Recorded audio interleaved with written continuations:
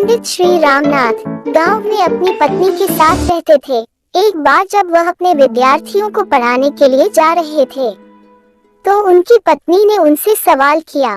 पत्नी बोली, पंडित जी, आज खाना कैसे बनेगा? घर में मात्र एक मुट्ठी चावल भर ही है। पंडित जी ने पत्नी की ओर एक नजर देखा, फिर बिना किसी जवाब के वह घर से चल दिए। शाम को जब वह घर पर वापस लौटकर आए तो भोजन की समय थाली में कुछ उबले हुए चावल और पत्तियां देखी। ये देखकर उन्होंने अपनी पत्नी से कहा, प्रिया, ये जो स्वादिष्ट साग है वह किस चीज से बना हुआ है?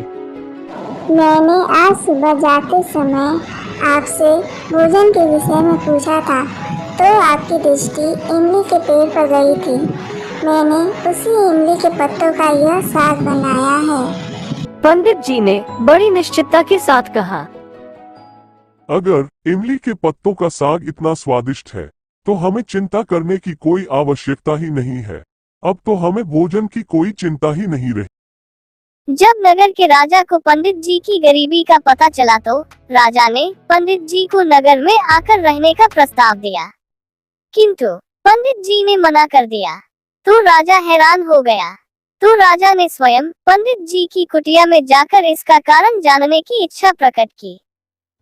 एक दिन राजा पंडित जी की कुटिया में गए तो राजा ने काफी देर तक इधर उधर की बातें की, लेकिन वह असमंजस में थे कि अपनी बातें किस तरह से पूछे। लेकिन फिर उन्होंने हिम्मत करके आखिरकार पंडित जी से पूछ लिया कि आपको किसी चीज का कोई अभाव तो नहीं है ना? पंडित जी ने हंसकर बोला, ये तो मेरी पत्नी ही जाने। इस पर राजा पत्नी की ओर आमुख हुए और पत्नी से भी यही प्रश्न किया।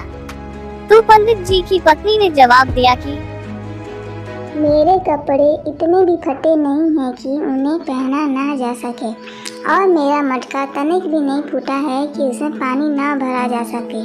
और जब तक मेरे हाथों में ये चूड़ियाँ हैं, मुझे किसी चीज़ का क्या अभाव हो सकता है? यदि सीमित साधनों में संतोष की अनुभूति हो तो जीवन आनंदमय हो जाता है। राजा बड़ी श्रद्धा से उसे देवी के सामने झुक गए। सीख, संतोष का धन ही सबसे बड़ा धन होता है।